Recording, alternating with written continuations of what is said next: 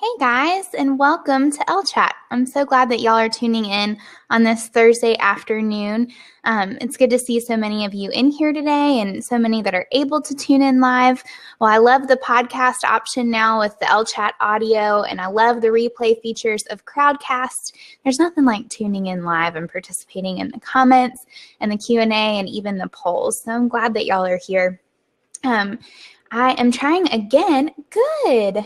It's going to allow me to stream these webinars into Facebook now too. So if you're in the Facebook group for the Ellen Company community, you can now see the Ellechat's in there, trying out something new today. If this is your first time in an Ellechat, I would love to know in the comments section, and even if it isn't your first time, I would love for you to just say hi in the comment section and let me know where you're tuning in from. We have people from all over the place tuning in today, from British Columbia, Rio, Winnipeg, I think Idaho, Houston, Texas. Jennifer said she's tuning in from Mississippi. So the awesome thing about these Elechats and about webinars in general, which I didn't add to my slides and I should have, is that people can tune in from all over the world, which is really fun. Time zones do make it a little tricky, but for the most part, people can tune in from all over the world. I'm excited to jump into webinars and the benefits of these weekly webinars, but before I do that, I just want to show you around the platform really quickly for those of you who are new, and this might be helpful for you if you're planning on doing weekly webinars. I love Crowdcast, and I'm going to talk all about it in a moment, but there's a couple really cool features right underneath this window if you're in the Crowdcast window. And the first is the questions section. So you don't have to have your comments get lost or your questions get lost in the comments section. Oh, hey, Michelle, good to see you in here. You can see the questions right in the questions and answers section. And there's a couple cool features here. So if you already have a question about webinars, you can go ahead and leave it in there. It looks like we have 6 questions. If you want to wait until the end of the teaching portion, which is usually about 45 minutes, you can, oh, hey, Crowdcast, good to see you in here too. That's awesome. But if you want to wait until the end of that 45 minutes to ask questions or ask questions throughout the webinar, you can drop them here. And I'll answer as many as I can at the end. The cool thing about Crowdcast too is that you can vote questions up. So if you really want to see a question answered, you can vote it up and I'll answer it in order of the number of votes. And later, if you want to come back and watch the replay, you can jump to those questions and see them specifically answered. So if you aren't able to tune into an Ellechat one week, but you have a question about the topic, go ahead and register, leave a question, and come back to it later and you can see your question answered if you click on it. Pretty cool. I also have a poll in here. I want to know, number one, if you've ever hosted a webinar before, and it looks like almost 78% of you have never hosted a webinar before, which is exciting. Hopefully today's Ellechat will point you in that direction and take away some of the overwhelm of hosting a webinar. And I also want to know what's keeping you from hosting weekly webinars. Is it that you don't want to be in front of the camera, which I can understand? That's a little nerve-wracking. Is it the overwhelm of coming up with new content week after week? You feel like you're going to run out? Is it the inability to see the benefits for your business? Are you coming into this Ellechat thinking, I don't really know. Lauren's lost her mind. I don't know if this is really going to be that helpful for me. Are you overwhelmed by finding equipment, choosing a platform, and all of those details? Or are you just really fearful that no one's going to take part in the live event, that you're going to go through all the trouble of setting up a webinar and hosting it only to see crickets and not have anybody but maybe your mom tune in? I know that's a real fear too. Or are you afraid of all of the above? And if you are, that's all right. I'm going to talk about each one of those in today's webinar. So that's a little bit about the Crowdcast window and the features. If you're on Facebook, you can jump into the Crowdcast webinar to take part in those features. But with that said, I'm just going to jump into the content. So why I wanted to talk about this topic. This is something that I've wanted to talk about for a really long time. Why do I host these weekly webinars? What are the benefits? And why don't we see more people hosting weekly webinars? That is what has really blown my mind, because there are so many benefits of hosting webinars in general, but especially hosting weekly webinars. I actually stumbled into weekly webinars. If y'all have been following along with Ellen Company for any length of time, maybe back to before January of last year, you might remember Ellechat's being on Twitter. And that was great. I did Twitter chats, which used to be a lot more popular. People would tune in for an hour. I'd have a topic. I'd ask questions. People would retweet the question and then answer the question. And it was really great for engagement and just getting to know people in the Ellen Company community and the audience. But it wasn't super visual. You were limited into how many words you could say. And I really wanted a visual platform. I wanted to be able to teach more. I love being able to foster a conversation, and I still love doing that through the comment section, the questions of weekly webinars. But I really wanted the video component too. And we'll see in a second that that's the way everything's headed. If you've been paying attention to Facebook, Instagram, everything's headed toward a live video component. And so webinars are awesome for that. So why I made the switch, number one, I wanted a visual outlet, especially for a creative business. If you are in a creative business that's very visual, whether it is design, event planning, photography, web design, whatever it might be, webinars give you a visual outlet. I love being able to share these slides. I love being able to share my screen. And so webinars are awesome for that. I also wanted to invite guests on, and I wanted to be able to teach information, like I said, while maintaining that live interaction that I was getting in the weekly Ellechat's on Twitter. I also saw that no one else was doing this, so I thought it was a cool opportunity to try something different and differentiate myself from everyone else in the industry, because I saw people doing podcasts and I saw people using webinars to sell, primarily to sell. And I just wanted to do something different. But at that time, when I moved into webinars, I had no idea how many added benefits there would be from making the switch to webinars, and I continue to come across more and more benefits. I had to narrow it down today because we only have an hour and I wanted to be able to answer your questions. But I continue to come across ways that these Ellechat's have really benefited and transformed Ellen Company, and I don't say that lightly. So you might have seen webinars before and maybe even participated in webinars that are basically tools to sell. So you jump into a webinar, you're promised a bunch of tips and tricks and strategies, and you get there and there might be a couple good tips in the beginning, and then they start into a sales pitch. And so that's not only annoying for attendees, but I've even considered doing these types of webinars in the past, and it's been really overwhelming. I am not a good salesperson. And so I like to use these webinars a little bit differently. I love just to provide helpful content week after week, like I would in a podcast or in blog posts or in newsletters, and do it in a visual format and just give people tons of helpful content. And I do this for a few reasons. Here are some of the benefits of hosting a weekly webinar if you aren't convinced. Number one is increased engagement and trust. This is huge, and I can't stress enough just how important trust is. And I know I say this week after week, probably a couple times in each webinar, but I can't stress enough that if people don't trust you, they aren't going to buy from you. They're not going to book your services. They're not going to buy your courses. They're not going to purchase your products. They're not going to connect with you and engage with you and buy from you if they don't trust you. And so weekly webinars are a fantastic way to build trust. And they're also super engaging. So did you know, this little fact, I thought these statistics were crazy, but I don't doubt them. Live video is more appealing to brand audiences, and here are some statistics that back that up. 80% of people would rather watch live video from a brand than read a blog. And this is easy to know why.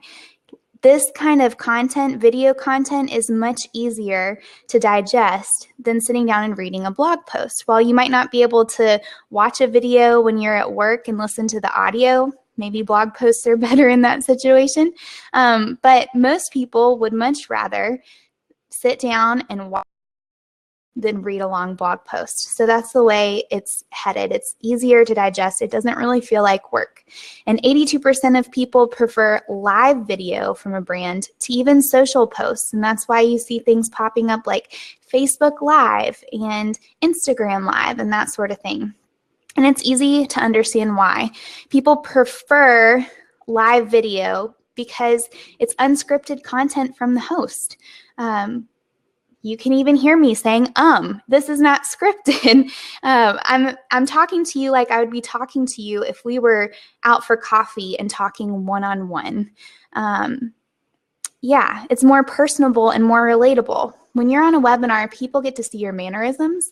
They get to hear your voice. I think it's funny that people who followed along with the Ellen Company blog for a long time, when they come in and hear my voice for the first time on a webinar or on Facebook Live or Instagram stories, they're always surprised by my Southern accent, which is hilarious. But you get to know me a little bit better through tuning in to an Ellechat because you get to hear my voice and you get to see my mannerisms, and hopefully it starts to feel like you know me. And the same would be true for you with weekly webinars. People start to feel like they know you, and that builds trust. You also have the participation aspect of live video rather than recorded video. When it's live, you can tune in the comments. I can read your comments and interact with you. You can ask questions. You can participate in the polls. There's a lot of options for engagement when you do live video as opposed to recorded video that's cleaned up, that's scripted, not as personable, and feels a little bit more salesy, whereas live video is a lot more informal, doesn't feel salesy, and encourages participation. And whether you choose to acknowledge it or not, live video is the future for businesses. That's the way it's headed. Rita says she's part of the 20% who doesn't prefer video over reading a blog post, and I could probably relate to that. I love reading, but statistics show that we are the minority, Rita, and everyone else is headed toward live videos, so we better jump on board.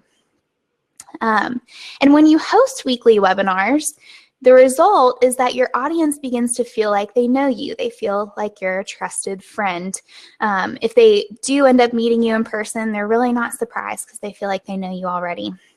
They also begin to experience your teaching style firsthand. So if you hope to move into coaching, if you hope to move into courses, speaking engagements, even with your clients, if you do design work like I do, with coaching, people can see your teaching style, see your mannerisms, and see all of that and get a good idea of what to expect if they hire you. I also love weekly webinars because I hate selling, and that's why I love blog posts and newsletters, is because you can sell more organically. If you're a business, you have to get over not wanting to sell, but you don't have to do it in a super salesy way. So weekly webinars allow you to organically talk about your products and your services. They can naturally come up when you're talking about certain topics. You can gear your topics around your products and services in a more organic way. You can start planting seeds for new offerings. You can do it in a way that's authentic while still being strategic. It doesn't have to be manipulative, and it definitely doesn't have to feel salesy.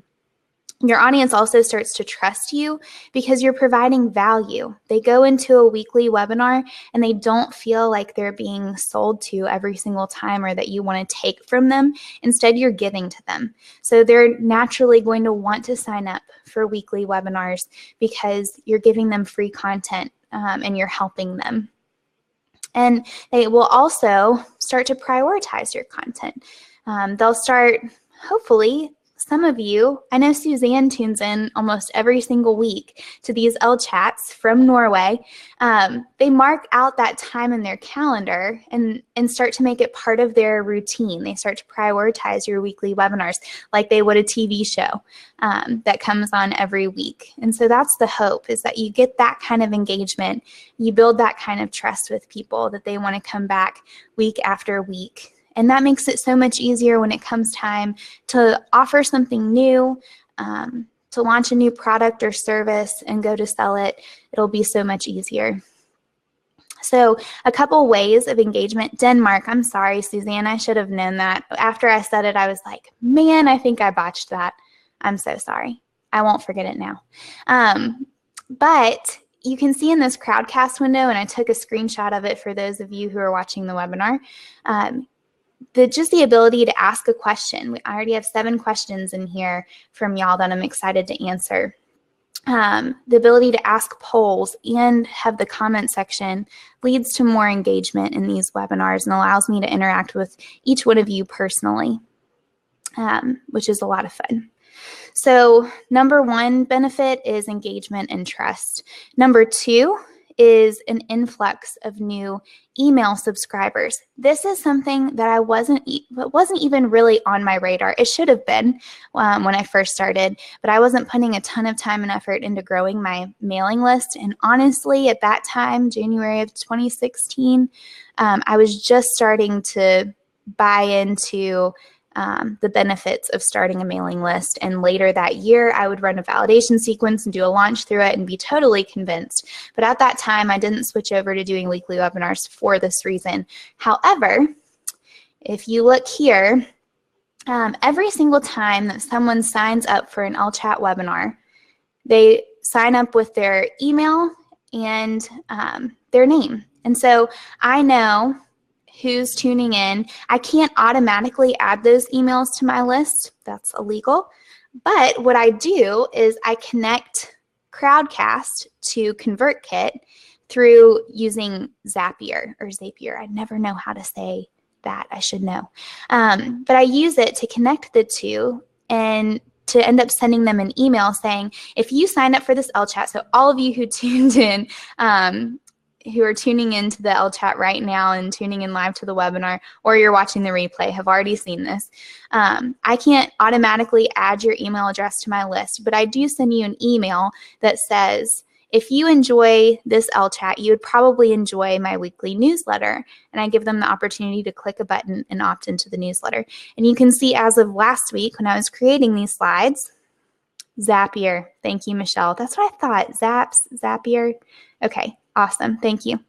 But you can see that as of last week, I had nearly 6,000 newsletter subscribers simply from Ellechat registrations, which is awesome. I didn't have to do any extra work to grow my list. Actually, this is one of the best ways and simplest ways and most effective ways that I've found for growing the Ellen Company list. And I've found, I need to do a little bit more research on this and pull up the numbers to prove it to y'all, maybe in a blog post in the future.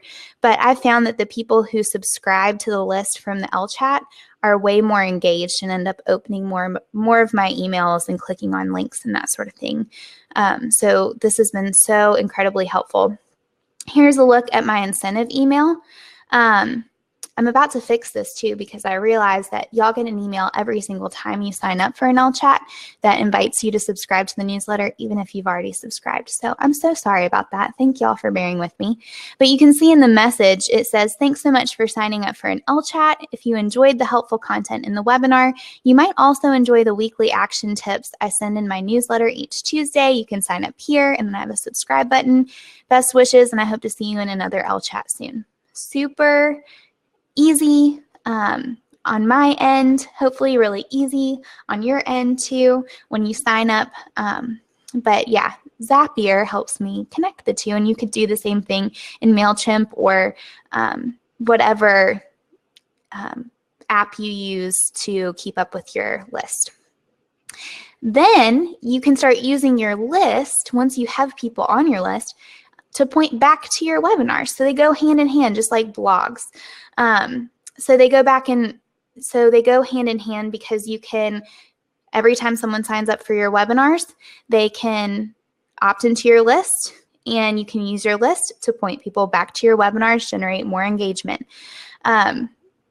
I think this is a great way to keep people returning. I recently segmented my list so people who want to know about Elchats every week can know about the Ellechat and subscribe. And I saw, I think, an 80% open rate and almost a 50% click rate from that, which was awesome. Again, you guys who tune into Elchats are very engaged, and I'm grateful for that. Again, shows you how helpful video content is for those of you who might still be a little skeptical even after that, that great percentage of 80 and 82%.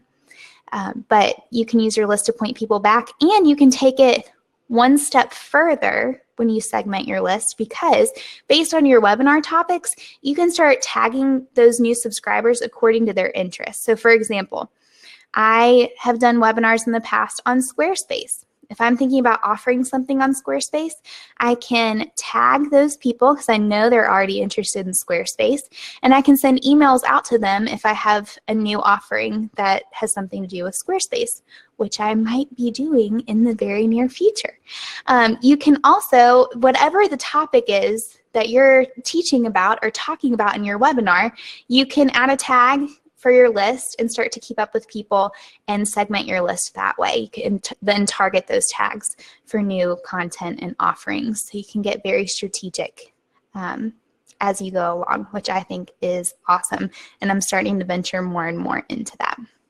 But if it, at the very least, one of the biggest benefits is being able to grow your list from these weekly webinars. Number 3, this is another huge one, repurposed content.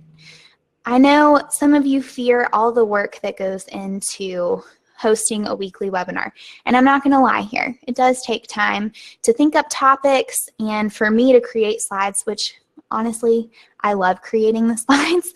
That's one of my favorite parts of preparing for webinars, but it takes a lot of time. And then it takes an hour out of every weekday to host them live, which I really enjoy doing too. Once you get the hang of it, it's really not that bad. It's a little awkward at first when you're in a room all by yourself and you know people are watching you, but you can't see their faces. But I really do enjoy it. So you put all this time and effort into preparing and hosting these webinars, but you get to repurpose the content in so many ways, and I continue to come across ways to repurpose Ellen Company content. Here's a few things that I do every time I finish these Ellechat webinars with the help of my assistants. But even if they weren't here, I would do them too. We take the video. Crowdcast allows you to download the video right away, not only to post the replay right on the same page and make it easy for people to access, but you can download the video. So we upload it to YouTube, and we're able to expand our reach through YouTube, especially on certain topics, depending on what you're talking about in your weekly webinars. So that's a super easy way to repurpose content. Again, video content is much more digestible and people are more interested in it. So YouTube is an awesome place to put your replays. The Ellen Company blog. I do a blog post not only for show notes, but also just to bring it to people's attention. People are used to following along with the Ellen Company blog. It pops up on feed readers. And so an easy way to repurpose the content is to put it on the Ellen Company blog. And I have a slide for this. If you go to the blog, you can see my show notes, and I include a few different things in them, which I'll tell you about in a second. I also have an Ellechat archive on the Ellen Company site. If you go to ellencompany.com/Ellechat, you can see all of the old Elechats. And I'll link you right to those show notes. I also am doing a Facebook Live event at this very moment. And so you can repurpose the content right to Facebook and generate more engagement that way. For those of you who are tuning in on Facebook, hello. And I also have been able to take the content and repurpose the audio into a new podcast on iTunes. So I've been able to expand my reach to YouTube, to the blog, to Facebook Live, and to iTunes without doing very much work. And that's huge. That's if you all are trying to post to all of these different platforms separately, you know how much work it's going to take. If you can just take the work that you're already doing and repurpose it on all these platforms, it saves you a ton of time. It expands your reach, and it's video content. So you're killing a ton of birds with one stone. So every time that I do publish the content to the Ellen Company blog, like I showed you a second ago, the show notes that I put in there, I include an embedded replay. So Crowdcast not only allows you to download the video, but it also allows you to embed the video. It gives you a little code, and you can put it right into a blog post or a page on your website. And instead of showing the video right away, it has another little opt-in. And so you can start to collect email addresses right from that blog post too, and grow your list that way. It's pretty awesome. And people can watch this Ellechat right from the blog. They don't even have to go to another window. I can also share the slides if I wanted to, which I thought of this week for repurposing content. Since I go through the trouble of creating slides, I could also share them on SlideShare. But since I have the slides right in the blog post, people can share those slides and pin them to Pinterest, and I can get more traffic that way, which is awesome. I share mentioned links in there. So if I mention anything in these Elechats and you didn't catch the link, you can go to those show notes. I put the podcast audio right in there so you can listen to it on iTunes, or you can listen to it right from that post. And then, and guys, this is another huge thing, I put the full transcript. So every time this Ellechat is done, my assistant Marissa downloads the video and sends it off to rev.com, rev.com, to have a transcript made. And they charge like $1 per minute. So it can add up throughout the month. But for people who don't prefer live video, I think it was Rita that said that earlier. I'm not going to scroll through the content or the comments, but I think it was Rita who said, I would rather read a blog post. You can, because the transcript's right there. Not only that, but SEO, it's huge. So the thing about videos that is a little less than ideal is that they aren't scannable by Google. They can't crawl your video for keywords, unfortunately. But when you have the transcript there, you naturally have all of these keywords that you're saying, and Google can search it, and your SEO will go up on those topics, which is pretty awesome. So it's the best of all worlds. So you can see how these Elechats take a couple hours out of my week, but in the long run, I'm able to repurpose the content, get more emails, do a podcast off of it, have a full transcript that helps with SEO, and I'm able to expand my reach. That is a ton of benefits. So I hope you're convinced already. If not, I have one more benefit for you. But this is a look at the replay page too. Suzanne, rev.com, did the transcribing. They have a bunch of people who transcribe, and they turn it around within 24 hours, which is pretty incredible. So we've been really pleased with them. But here's my replay page too. So the awesome thing is that the content isn't only around just for the live option, it stays up. So people can come back and watch past Elechats. That content is evergreen. So you can continue to point people to it again and again and again. Oh, I lied. I have 5 benefits. Number 4, expanded reach with minimal effort. And I mentioned that briefly a moment ago. But here's another awesome thing that I didn't mention a moment ago.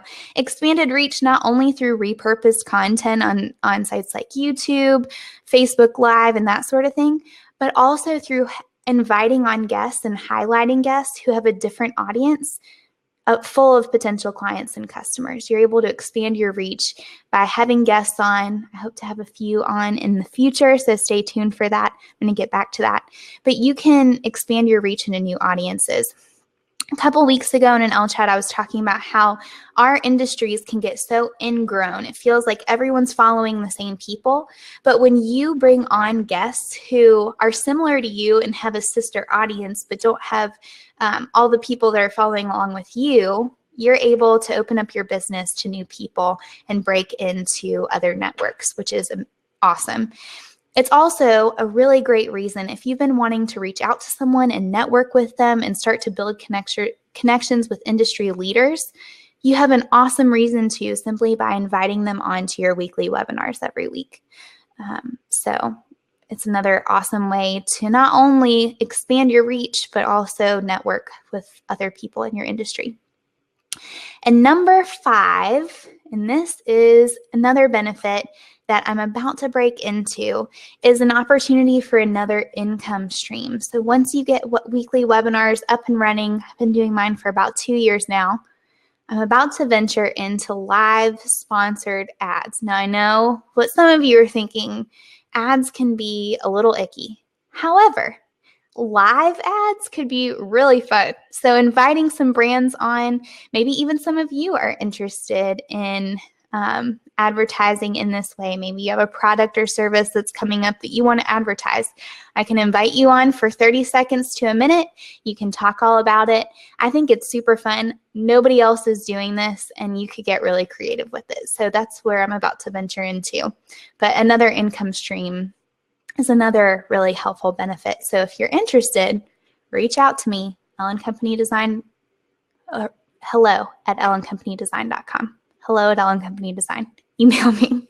All right, so hopefully you're convinced that you should be doing weekly webinars. No one else is doing it. People are doing podcasts. They do have video podcasts now, which I've thought about doing a video podcast version too, which would basically be the same thing and another way to repurpose content. Hopefully you're convinced, but you might be a little overwhelmed about where to start. So how do you start these weekly webinar series? I'm here to help. Number 1, choose a platform. You can see which platform I love. I had tried 3 other platforms before stumbling upon Crowdcast at the recommendation of both Jamie from Spruce Road and Paul Jarvis. I'm indebted to them because it has been a huge game changer. But I tried Webinar Ninja. I tried Webinar Jam and GoToWebinar. And it was so frustrating. They didn't look the way that I wanted them to. They were hard to set up. They weren't dependable. And so here's why I love Crowdcast, just a few simple reasons. I have 10 here. First is that it's super easy to set up. I can set up a webinar in 2 minutes flat and get it done in no time. It's also very user-friendly. I enjoy using it from a host perspective. I hope y'all who are tuning into Ellechat's live week after week or watching the replay find it super user-friendly too. There's not even any scrolling involved from that window. It's really easy to access replays. You just go back to the same link where you registered. The polls, the comments, the Q&A, all of those ways that people can engage are really awesome, especially separating the comments from the questions section. I love that. And the polls are really fun too.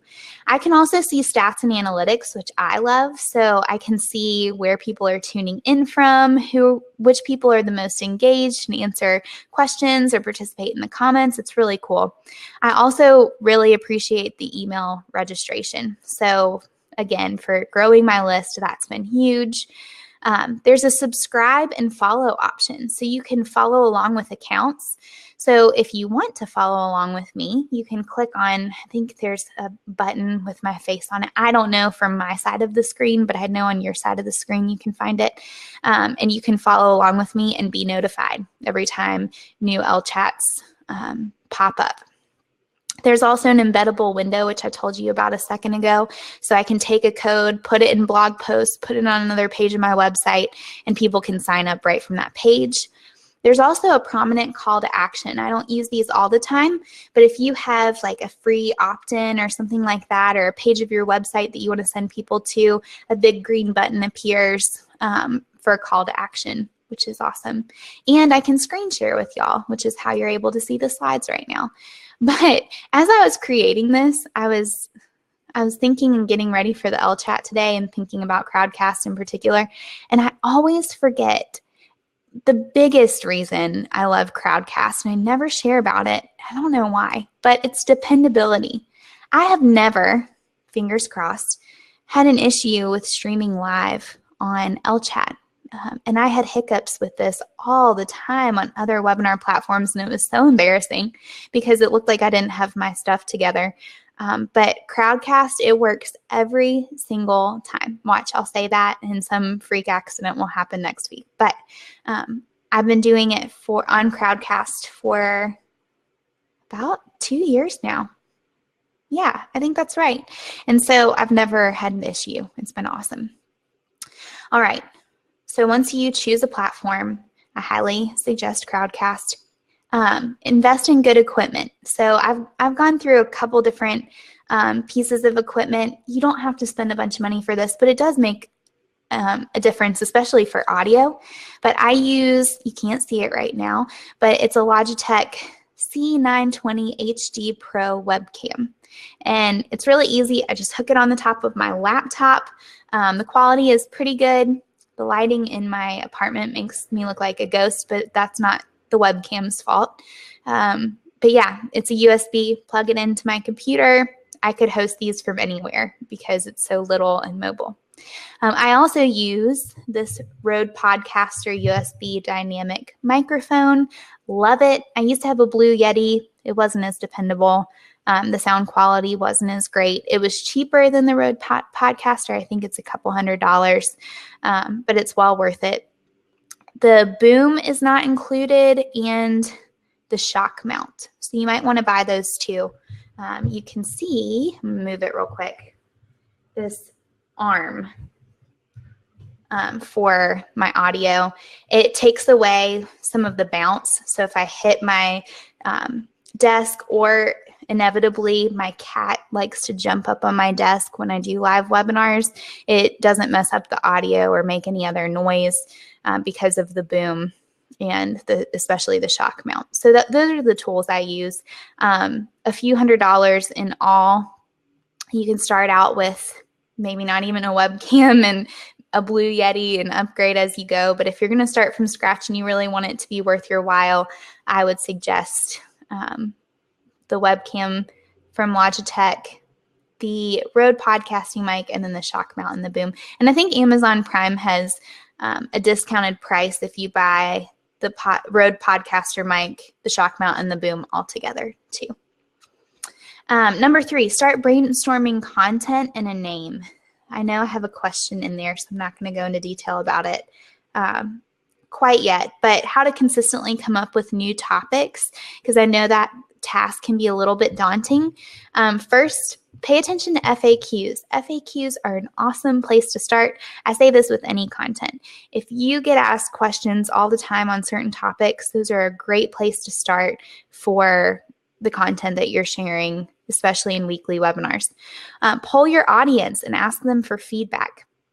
So I did this in the Ellen Company Facebook group. The community on there is awesome. I asked them, what Ellechat topics would you like to see? And they gave me a slew of them. And that was super helpful. Bring on guests. That's a great way to come up with new topics. What is their wheelhouse? Or maybe even just get them to share their story of how they got started. And then consider specific takeaways. You're not going to get very many people to sign up if you're too broad on topics, but if you're very specific on what they're going to get out of it, you'll have an easier time getting people to sign up. Number 4, choose a consistent day and time for your series. Consistency is key. You might even poll your audience for this. So when I was making some updates to the Ellechat and considering ways to make it better, especially over the summer, I asked people, do you want me to continue with the Thursday at 3 p.m. Eastern Standard Time slot? And I had them vote on a few other times, and they stuck with this one. I wanted to make sure that as many people could sign up for it as possible. Number 5, create promo graphics. And this isn't very hard. If you have a template, you can do it through Adobe Illustrator. Here's a look at my templates every week. I just go in and change the text and change the colors. You could also do it through something like Canva, has good templates. I don't know if they specifically have them for webinars, but you could work with one of their other templates and make it work. I'm a huge fan of Adobe Illustrator, though, and could not function without it. So I do everything in there. Number 6, create a specific page on your website for replays and registration. So if you go to the Ellen Company site, an example of this is the Ellechat page. It's in the top navigation. I try to put a lot of emphasis on it and allow people to not only register for upcoming Elechats, but then I have a replay section underneath. It's a great way to just get people's foot in the door to watch replays and build trust and engagement with people, even if it's just through the replays. And then hopefully they'll come and see or tune in live to one of your weekly webinars as well. Number 7, promote your webinars. So a couple channels that I found helpful for promoting. Mailing list is huge. I cannot overestimate how helpful using your mailing list is to pointing people back to your webinars.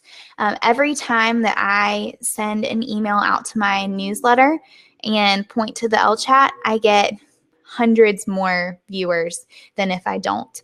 And so the mailing list has been the most effective way that I've found, especially because I have people who've signed up for Elechats in the past, and that's the way I've been able to really build my list, and so that's a good method. Social media. I've been trying to do Instagram stories to make it a little bit more engaging. I've even done Facebook Lives to try to point people back to Ellechat or generate hype about the upcoming Ellechat. In your blog sidebar, if you have your graphics there for people to be able to sign up, draw more attention to it, add a Facebook event. Marissa, my assistant, does this every week. She goes in and adds an actual Facebook event so that people can see that there and hopefully sign up. And then Crowdcast makes this really easy too with the follow along feature. And you can actually send emails out to the people who have followed along with your account on Crowdcast. And that's an effective way to get people to sign up for if you're using Crowdcast. If you're not, you won't be able to use that feature, but it's really helpful for emailing those who are following along with you. And then number 8, repurpose your content. Once you host a webinar, don't just leave it there. You're missing out on a huge opportunity to expand your reach by repurposing content. So consider things like a blog post recap. That's super helpful with show notes. And again, you can include the Rev transcript if you choose to use Rev, your slides, your Crowdcast window so that you can have the replay there, any links that you share, super helpful resource for people. Post it to YouTube to expand your reach there. Facebook Live. If you use Crowdcast, you can stream it right to Facebook Live. You can also stream it to like Periscope and YouTube live stream. You can do that too. Slide share for your slides if you use slides. And then eventually, you might not do it right away, but once you get the hang of it, start a podcast. Take the audio from it and start a podcast, or now they have the video podcast option, which is another fantastic option. So I want to leave enough time for questions because we have 13 in there right now, and I'm sure there are a couple more. So if you have any questions about starting a weekly webinar series or the benefits of it, feel free to ask them in there. I'm going to make this screen a little bit bigger. Awesome. And if you want to go back to see those slides for any of the resources like the equipment or any of that, I'll link to that in the show notes so you can find that on the blog on Monday. All right. So, questions. Rumeza, I hope I'm saying that right, asks, should you wait until you have a considerable amount of followers before starting a webinar series? I'm starting a new business and I'm scared my webinar will have a low and embarrassing turnout. I understand that. I think that's a fear that a lot of you have. I'm going to check back in the poll. Yes, so 30% of you also have that fear, and 50% of you have the fears of all of the above. So about 80% of you are afraid of people not tuning in. So I definitely understand that. What I would suggest doing, I do think that you need to have somewhat of an audience so that people do tune in and are engaged. You can start doing other things like Facebook Live events and start out there. YouTube Live, start doing more video content, and you can use those outlets. I would definitely do Facebook Live and Instagram Live, and then you can start pointing people into a platform like Crowdcast and start doing these weekly webinar series. But I think that getting your face in front of the camera and doing more videos, even if you record a video and put it on your blog, I think that's a great way. And then you can start spreading the word and maybe even do a little launch around your weekly webinar series and gain a lot of attention and hype through that and start to build your following. Or start to invite some really great guests on who have a good sized audience and a great web presence, and maybe make that, if you're going to invite guests, make it standard that they need to share it on certain outlets too if they're going to join you. And that way you know that some people will be tuning in. Or another option, or all of the above, you could do all of the above, would be to reach out to some people who do webinars already and try to get on with them as a guest. So those are all options, but I do think it's helpful to have a little bit of an audience beforehand, but I think that you can go ahead and do some things like Facebook Live and Instagram Live to start prepping the audience you do have for these weekly webinars. So I hope that's helpful. Also, what you could do is do the weekly webinars, even if you don't have very many people tune in, stream it to Facebook Live and stream it to YouTube Live, and you might start to have more people tune in that way. So I hope that answers your question. Rachel says, how do you consistently come up with ideas for webinars and create so much content for them each week? I'd love to do more webinars, but I worry about how much time it will take up. So a lot of times I look at the FAQs, like I mentioned a moment ago, and I also reach out to the Ellen Company community for ideas. If there's anything that I've done where I've gotten a specific result, like a few weeks ago I shared about creating and keeping up with a client waiting list, or how I grew my client waiting list to 250 plus prospective clients, that had a direct result. I also hope to do one soon on why I deleted 7,000 subscribers from my list last week. So some of those that are more specific are really helpful. And what I'd encourage you to do, if you find yourself talking to people about certain things and you go on a coffee date with someone and you talk to them about it for an hour and it's business related, consider doing a webinar on that. So I think it was last week I shared about growing website traffic, and the idea for that webinar came from a conversation I had with a guy who is struggling to grow his website traffic. So again, that's an FAQ, but if you find that you could talk for an hour on a certain subject, that's a really great place to start. And the more and more you do that, same thing goes with blogging. The more and more you blog, the more and more you host weekly webinars, the more and more you create content, the more you'll get to know your audience and what they're looking for, and it'll be easier to come up with topics. I think the hardest part is just getting started. I also have some brainstorming exercises on the Ellen Company blog for blog posts, but they could also apply to weekly webinars. And so if you go there, one of them is called 50 No Fluff Content Ideas. You can find that one. There's 50 more no fluff content-rich blog post ideas. And then there's how to come up with 60 blog post ideas in 30 minutes, I think. And that's a really fun exercise. So I'll link to those in the show notes as well. Christy says, I have a series of webinar topics, but to make the most out of the exercises, the attendees participation by speaking or chat would make all the difference. How do you encourage people to chime in? I try to encourage people to chime in through fun things like the polls. The polls are the easiest way to chime in because those who are a little shyer can just click a mouse. I like polls for that reason. I also have the question section, which is super helpful. And I try to ask people a question when they first come in. Usually, where are you tuning in from? Because I want to know that, but because people can all chime in with where they're tuning in from. That's something that I need to think about more often too, is asking more questions like that just throughout the webinar so people can tune in to the comment section. And I think also it's easy when you're sitting in a room all by yourself hosting a webinar to just think it's you presenting, and it can be a little awkward. But if you really think about it as having a coffee date with a friend, it opens you up to make it more conversational, and people will start to feel that and feel like they can tune into. Also, mentioning people by name when they do reach out is helpful, even if I botch the name, which I'm so terrible at, but y'all are patient with me. Those are all ways to create just more engagement But Crowdcast does make that easy with the questions and the polls. Shakira says, what systems and gear do you use for your webinar? You probably asked this before I got to that part. But the camera, the microphone, lighting, I just set up near a window. But if you are a photographer or a videographer and you have good lighting tips, feel free to leave them in the comments or comment on the show notes. Or better yet, let me know in the Ellen Company community on our Facebook group that we have.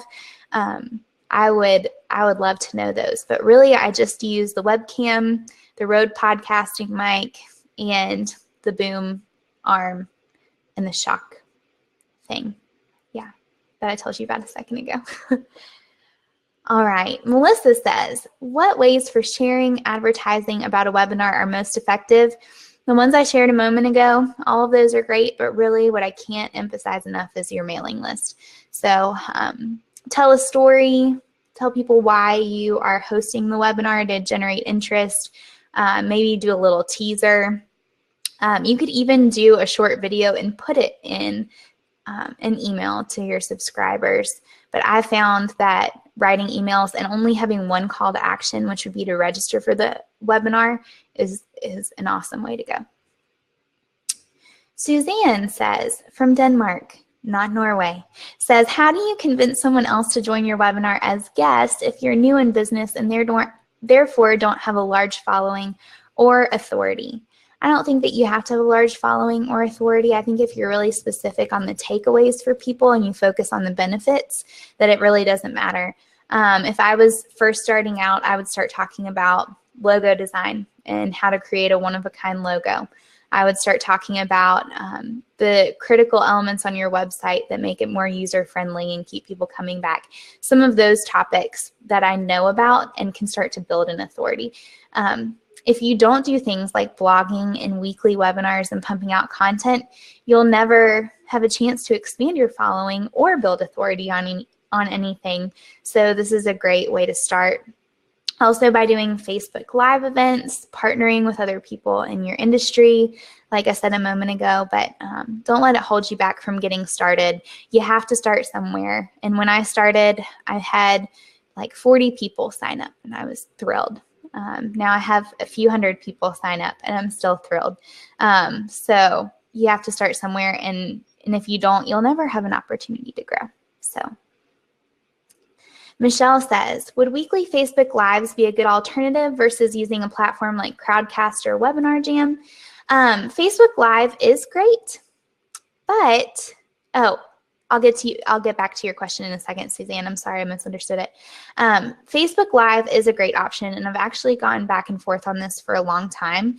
The only thing with Facebook Live is that I can't get email addresses from it. I could if I had something like a content upgrade, which is great. But I love the engagement options on Crowdcast. I love the replay option, and I love that I can repurpose it. So I think Facebook Live is a great way to start, but I think moving into something like Crowdcast could be super helpful too. And Suzanne says, I meant if you want to invite guests and speakers for your webinars. If you're just starting out, I would go for it. You never know unless you try. Some people will be totally up for it. Some might say no at first, and that's okay, but go for it. Ask people. You might not go for super big fish right off the bat, but you can start to invite people. Absolutely. Reach out to people. You might be surprised. Quick story on this, just to go to show, that goes to show that you never know unless you ask. And I tell people this all the time. My husband's aunt, she's a short little thing, like 4'10", went to a book signing for President Bush after he was in office, and after he came out with his book, and slipped him a note and asked him if he mentors young men, thinking about her oldest son, Clint, Jake's cousin. And she put herself out there, thinking the worst he can say is no. She got a call from some people who worked for President Bush, and he invited him to his office in Dallas, I think it was, one-on-one. And he got to spend an hour or two one-on-one with President Bush because his mom slipped a note at a book signing. So it just goes to show that if you're willing to put yourself out there, You never know what can happen. And the worst they can say is no. So I say go for it. Alicia says, I second the question about Facebook Live versus doing a webinar. What advantages do you see in hosting a webinar versus Facebook Live? I also love that you transform your webinar into a podcast, and I was wondering if you knew if that was possible with Facebook Live too. I don't know if that's possible with Facebook Live. Hosting a webinar gives you the advantage of the engagement. Also on Facebook Live, it can be a little finicky. People have to, if you were to say I'm jumping on at Facebook Live, they could write it down. But with the webinar and with Crowdcast, people register, and then it sends them emails that, hey, it's starting soon. You collect those email addresses, which is one of the biggest benefits, and you cannot do that on Facebook Live. I also think that webinars can be seen as premium content, and so I don't know. That's why I did it in the Ellen Company Facebook group, the community, rather than on my page, because it's more premium content. I also don't know if you can download the videos from Facebook Live onto something like YouTube. That's something to think about. But if you do it through Crowdcast, you have the best of all worlds. You can stream it to Facebook Live. You can have the interaction and the polls and the questions. You can download the videos. You can embed the window. So there's a lot more versatility with doing it in a platform like this. But definitely start with Facebook Live and see how it takes there if you already have an audience on Facebook. Alicia also asks, what pricing level do you recommend on Crowdcast? Light, professional, or business? Start out on light, and as you grow, move up to professional, and then move up to business. I have, I think, a 500 attendee cap, not for people who register, but for people who tune in live. I don't think I've hit 500 yet. If I get to that, I might need to reach out to Crowdcast and see if I can move it up a little bit. But start out small and see how that works, and then bump up as you go. You can always bump it up if you need to. Christy says, can I make the video of myself smaller so that the slides take up most of the screen? Yes. So for example, I'll just show you right now. I can focus the screen just on the slides if I want to. I found that when I did that, though, that some people lost engagement. I don't know. There was something about seeing a face and a slide at the same time. So you can go back and forth between the two like this, or I can focus it just on me too.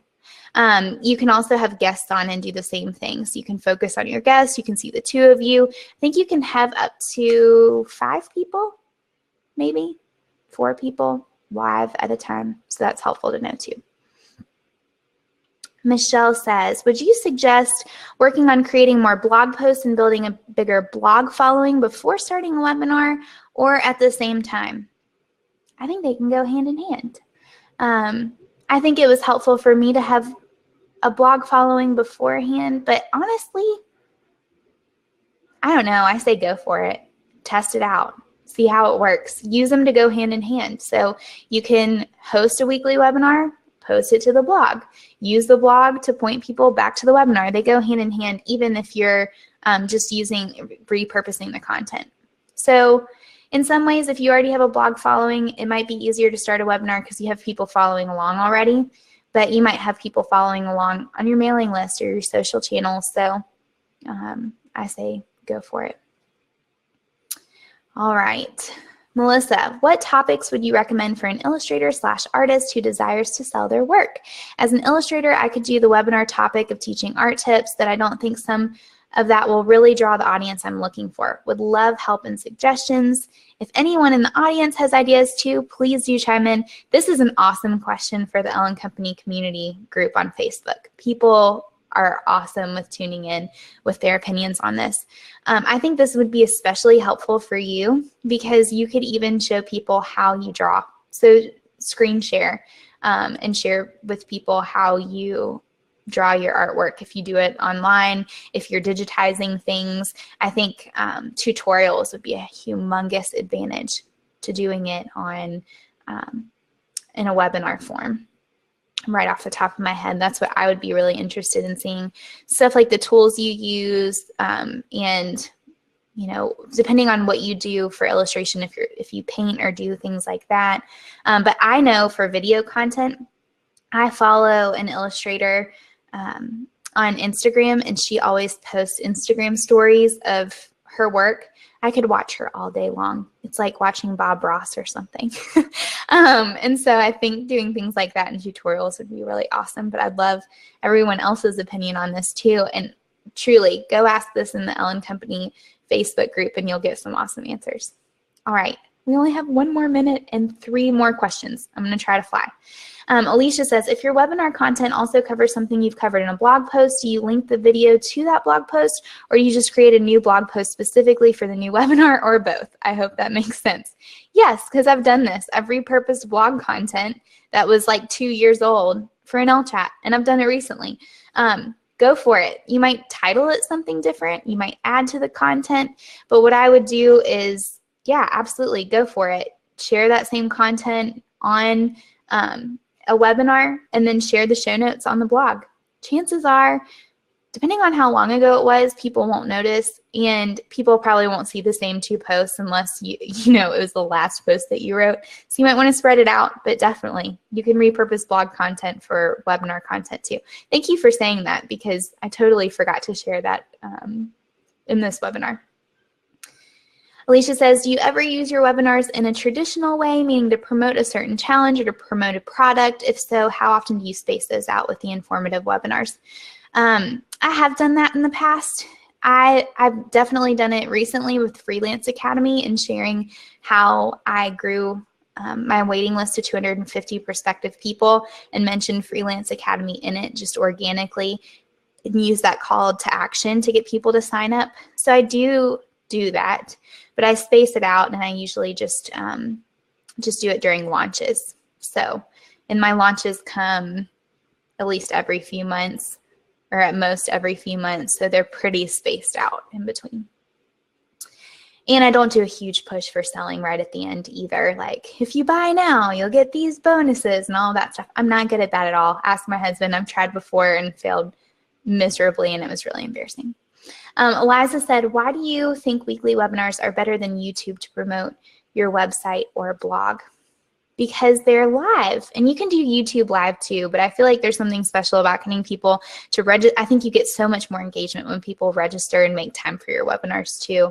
And you can collect emails. So I think that weekly webinars are much better, and you can then repurpose the content to YouTube too, so you get the best of all worlds.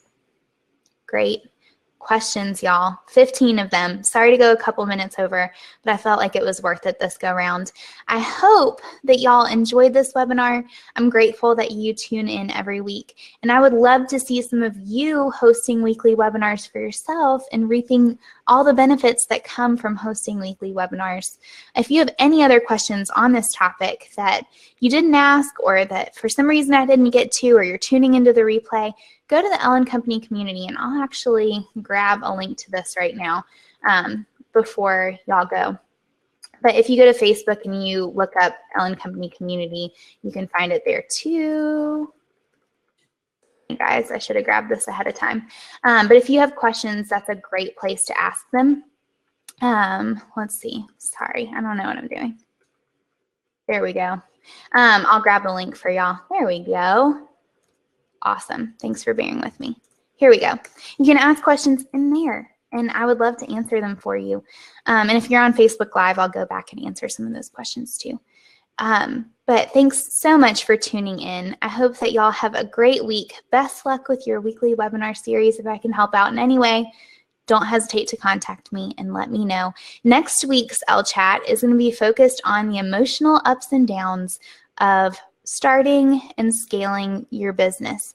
I don't talk about emotions that much. I'm very much an action step kind of person, but I have dealt with perfectionism, and I have felt with trying to find my worth in my work, and some topics like that. What I do if I'm feeling doubtful over my work or doubting myself. And so I'm going to dive into those topics next week. So if you're interested in that, go to my account. You can see all the upcoming Elchats, or you can go to ellencompanydesign.com/Ellechat and you can register for it there. I think that will be a good one, and that y'all will enjoy that one as well. I hope to see you in another Ellechat very soon, and I hope you have an awesome rest of your week. Bye, guys.